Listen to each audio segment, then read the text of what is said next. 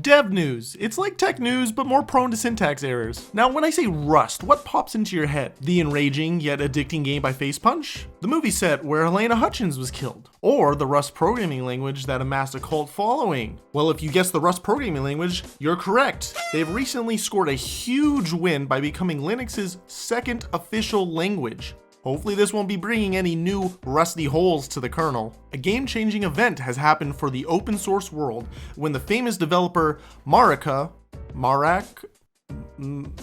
that person, who is responsible for the npm packages Color and Faker, purposely corrupted his project, rendering the package useless and causing Zalgo text to print from terminals worldwide. This update ended up affecting thousands of applications across the world, including AWS's massive cloud development kit. The developer cited that companies make millions and millions of dollars using his repos but never give him a dime, and believes they should in order to pay for his continued maintenance to the repos. I personally have mixed feelings about this because he is offering the packages free of charge and has a license that allows for free commercial use. So they don't technically owe him anything, but I think if a company is profiting in the millions, they should at least throw you, $1 or $2. What do you guys think? The Let's Encrypt organization has revoked millions of SSL certificates, effectively making a good portion of the internet unusable and sketchy looking for the majority of normal users. Even some of our websites were hit by the revoked certs. The certifications were revoked due to an invalid TLS challenge.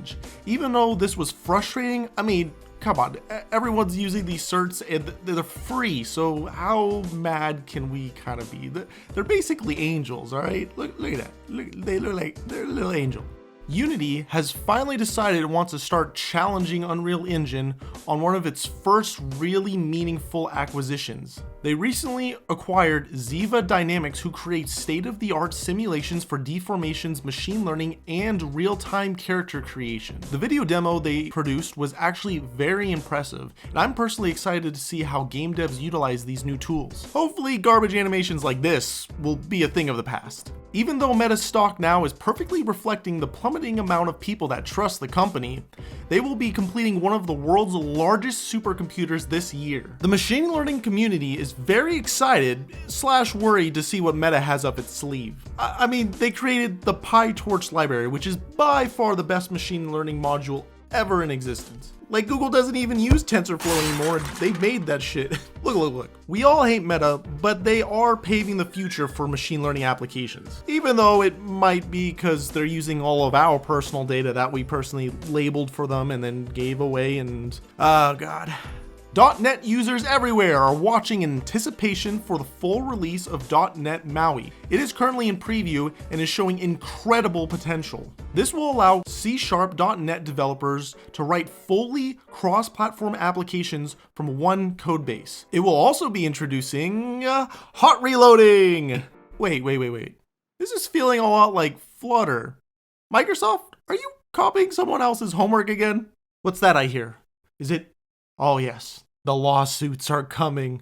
And for the three of you that have made it this far in the video, you must really be nerds. My god. It's okay, I'm a nerd too. I won't tell anyone. Well, you might be happy to hear that OpenAI's natural language processing service now has a competitor called Cohere. They literally offer the same services as OpenAI does. I would go as far to guess that Cohere is even using their own personally trained version of GPT-2 that was probably vamped up to make it more comparable to GPT-3 in the backend. We here at Rootkit have personally messed around with Cohere, and it does an okay job. The big perk is that it is way cheaper than OpenAI's service. Oh no, the video is starting to lose its coherence. Quickly, subscribe so you can get notified on the next news video before it's too